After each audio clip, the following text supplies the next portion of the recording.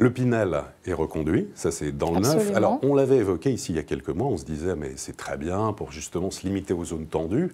On achète un bien neuf qu'on met en location, 6 ans, 9 ans, 12 ans, et puis il y a un amendement en fait qui est sorti fin décembre qui autorise maintenant des zones, des communes en fait de la zone C à être éligibles en Pinel. Et on l'évoquait ensemble.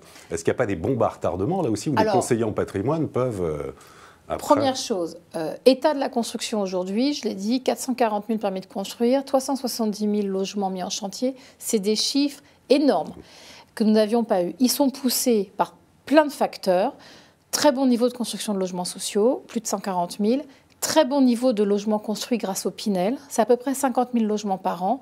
Et on a vu l'intérêt du Pinel qui a été donc concentré dans les zones tendues, avec des loyers qui sont modérés, où en fait des investisseurs investissent pour leur compte, mettent en location pour plusieurs années. Il y a eu la volonté d'élargir ce dispositif qu'aujourd'hui dans les zones plutôt tendues à de l'expérimentation sur des zones qui le sont moins.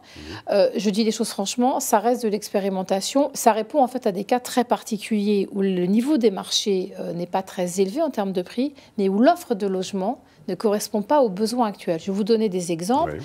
Des villes qui aujourd'hui n'ont pas droit au Pinel ont plutôt dans leur niveau d'emploi des niveaux d'emploi de cadres qui cherchent de la location pour quelques années de qualité et qui n'existent pas aujourd'hui sur le territoire. Et là, le Pinel peut y répondre. Mais ça doit rester très circonscrit. Il faut dire les choses telles qu'elles sont. Ça ne vous inquiète pas plus que ça. On avait évoqué Saint-Gaudens, on avait évoqué les Robiens de la Colère pour éviter, vous nous aviez dit, il n'y aura pas de Pinel de la Colère. Et on ne peut plus faire ce qui s'est fait à Saint-Gaudens et dans d'autres communes. On a construit, alors qu'il n'y avait pas de besoin de logement, on a endetté des propriétaires et aujourd'hui, on nous demande qu'est-ce qu'on fait de ces logements vides. Et je vous le dis franchement, je n'ai pas de réponse. Parce que quand il n'y a pas de besoin de logement, construire, ça fait juste une consommation de foncier. Donc, je suis très attentive au fait que ça reste au stade de l'expérimentation.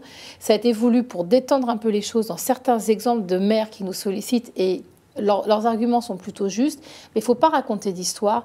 Dans les zones où le marché de l'immobilier est très faible et peu tendu, il y a peu de professionnels qui voudront y aller.